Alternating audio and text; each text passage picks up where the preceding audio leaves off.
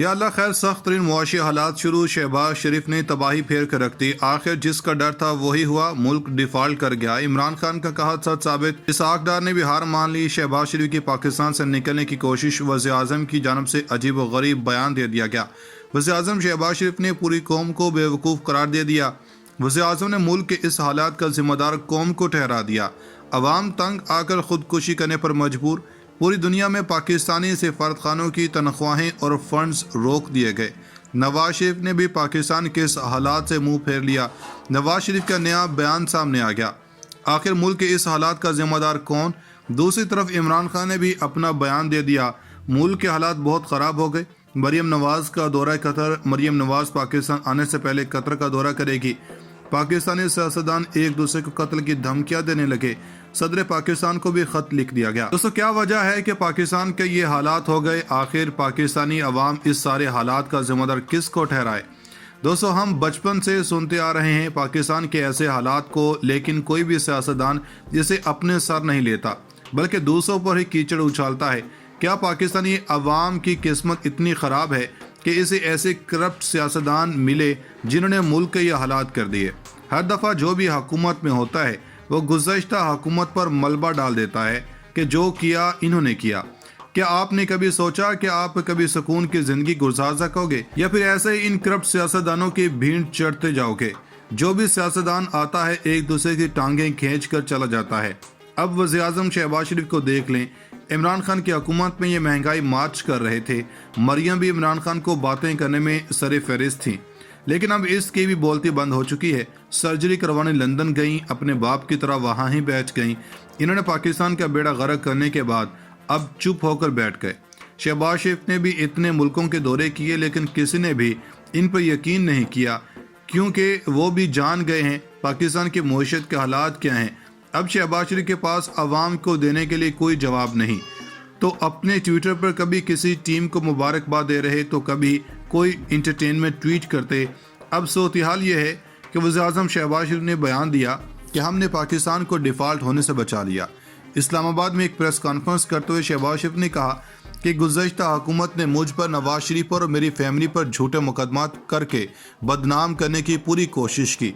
اس کے علاوہ انہوں نے کہا کہ عمران خان نے اپنے دور حکومت میں ہمارے لیے کانٹے بچھائے اور سارا کچھ ہم پر ڈال دیا، لیکن ہم نے پاکستان کو ڈیفالٹ ہونے سے بچا لیا۔ دوستو دوسری طرف ایک اور خبر سامنے آئی ہے، اور اس وقت سامنے آئی جب شہباز شریف پریس کانفرنس کر رہے تھے کہ پوری دنیا میں پاکستانی سفارتخانوں کے فنڈز کو روک لیا گیا۔ معاشی صورتحال کے باعث پاکستانی سفارتخانوں کے یہ فنڈز روکے گئے، فنڈز نہ ہونے کے باعث پاکستانی سفارتخانوں کے عملے کی تنخواہ بھی روک لی گئی ہے۔ کئی سفارتخانوں کے پاس یوٹیلٹی بل ادا کرنے کے لیے رقم بھی نہیں، دفتر خارجہ نے بھی فنڈز روکنے کی تصدیق کر دی ہے۔ پاکستانی سفارتخانوں نے بھی دفتر خارجہ کو اس خبر سے تصدیق کر دیا۔ ترجمان دفتر خارجہ کے مطابق معاملہ وزارت خارجہ سے اٹھایا گیا۔ دوسری جانب وزیر خزانہ اسحاق ڈار کی صدارت جمعہ کے روز فنانس ڈویژن میں ملکی معاشی صورتحال پر وزارت اجلاس میں منعقد اجلاس ہوا۔ اس اجلاس میں فنانس کے سینئر افسران نے شرکت کی۔ اجلاس میں اقتصادی صورتحال اور غیر ملکی کرنسی کے موجودہ طریقہ کار پر تبادلہ خیال اور اس کا جائزہ لیا گیا۔ وزیر خزانہ نے اس مقصد کے لیے تمام ضروری پلیٹ فارم پر ہم آہنگی صورتحال پر روشنی ڈالتے ہوئے زور دیا۔ دوستو اس سب میں آپ کو ایک بات سے آگاہ کر دوں کہ غیر ملکی سفارتخانوں کے فنڈز اس وقت روکے جاتے ہیں جب ملک ڈیفالٹ ہو جاتا ہے۔ ناظرین کرام، ابھی پاکستان کا سیاسی منظرنامہ ہے اور یہ کنٹرول نہیں ہو پا رہا تھا۔ کیا اب پرویز الہی نے ایک شرط رکھ دی ہے کہ آپ مجھے گارنٹی دیں کہ آپ مجھے وزیر اعلیٰ بنائیں گے یا نہیں بنائیں گے؟ ابھی یہ مسئلہ اپنی جگہ پر ہی تھا جہاں پر جنرل باجوہ والی باتیں ہو رہی تھیں، اور عمران خان کو اب کیوں ڈسکوالیفائی اور کتنی مدت کے لیے کیا جا رہا ہے، اور پھر اسٹیبلشمنٹ کا خاص نمائندہ زمان پارک میں پہنچا، اور اس دوران چودھری نثار اس پوری گیم میں واپس آ گئے۔ چودھری نثار پرانے سیاستدان ہیں اور اس کا دونوں جماعتوں سے تعلق ہے۔ اس بار امریکہ والوں کی کچھ اور نئی چیزیں سامنے آئی ہیں۔ اب سب سے پہلے ہم نے آپ کو بتایا تھا کہ اسٹیبلشمنٹ کے پاس کوئی اور چارہ نہیں ہے، وہ خود پریشر میں ہے۔ بے شک قیادت چینج ہو گئی ہے کہ عمران خان کے ساتھ تعلقات ٹھیک کیے جائیں، اور وہ موجودہ حکومت کو بھی سمجھا رہے ہیں کہ وہ چیزوں کو آگے لے کر چلیں، لیکن حکومت ڈبل گیم کھیل رہی۔ جیو نیوز پر خبر چلوائی گئی کہ پی ڈی ایم مشروط طور پر پرویز الہی کو وزیر اعلیٰ ماننے کو تیار ہو گئی ہے۔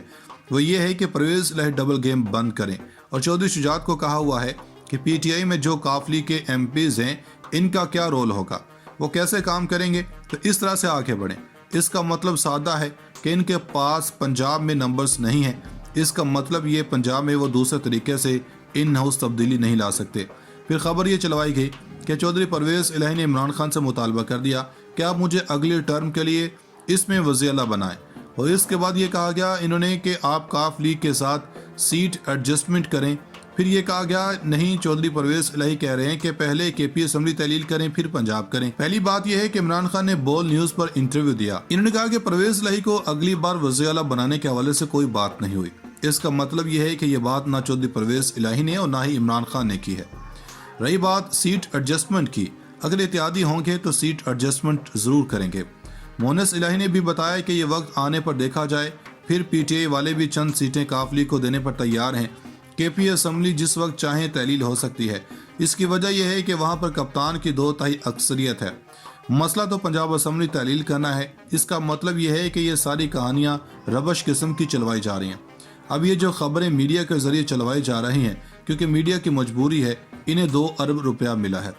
اب ایک خبر چلوائی گئی کہ صالح حسین نے چودھری شجاعت حسین کا پیغام پہنچایا اور انہوں نے کہا کہ دیکھیں ہمارے 6 ایم پیز کاف لیگ میں بغاوت کے لیے تیار ہیں، ہم ان ہاؤس تبدیلی کے لیے تیار ہیں۔ بجائے اس کا پی ٹی آئی جواب دیتی، چودھری مونس الہی نے جواب دے دیا کہ 6 نہیں بلکہ 10 میں سے کوئی بھی اس قسم کی بغاوت کا حصہ نہیں بنے گا۔ ان سب کا ہیڈ پارلیمانی پارٹی جو ہے وہ ساجد بھٹی ہے اور وہ پرویز الہی کا اہم بندہ ہے۔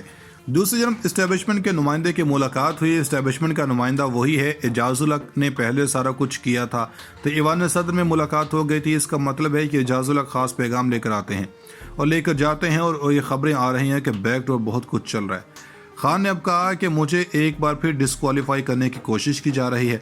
حسن ایوب کا ٹویٹ کیا کہ نااہلی دیوار پر لکھی نظر آ رہی ہے، 5 سال کی تو کم از کم ہوگی۔ ہم نے آپ کو بتایا تھا کہ ان کا پلان یہ ہے کہ ہم اگلے الیکشن کے لیے عمران خان کو ناک آؤٹ کریں اور نواز شریف کو ان کریں، ورنہ ان کے پاس عمران خان کا مقابلہ کرنے کی سکت نظر نہیں آتی، کیونکہ اگر ایسا نہیں ہوگا تو وہ حلقوں میں جوتے ہی کھائیں گے۔ عمران خان نے بھی کہا کہ میں نے بھی یہی کہا تھا کہ ہماری معیشت کی وجہ بھی پی ڈی ایم ہے۔ ان کا کہنا تھا کہ جناب باجوہ شہباز شریف کو کہتے تھے کہ وہ جینیس ہیں، اگلی ٹرم نون لیگ کی ہی ہوگی، مگر حال سب نے دیکھ لیا، باجوہ غیر سیاسی ہوتے ہوئے بھی سیاسی کام کرتے رہے۔ ہم نے آپ کو بتایا تھا کہ ان کا پلان یہ ہے کہ ہم اگلے الیکشن کے لیے عمران خان کو ناک آؤٹ کریں اور نواز شریف کو ان کریں، ورنہ ان کے پاس عمران خان کا مقابلہ کرنے کی سکت نظر نہیں آتی، کیونکہ اگر ایسا نہیں ہوگا تو وہ حلقوں میں جوتے ہی کھائیں گے۔ عمران خان نے بھی کہا کہ میں نے بھی یہی کہا تھا کہ ہماری معیشت کی وجہ بھی پی ڈی ایم ہے۔ ان کا کہنا تھا کہ جناب باجوہ شہباز شریف کو کہتے تھے کہ وہ جینیس ہیں، اگلی ٹرم نون لیگ کی ہی ہوگی، مگر حال سب نے دیکھ لیا، باجوہ غیر سیاسی ہوتے ہوئے بھی سیاسی کام کرتے رہے۔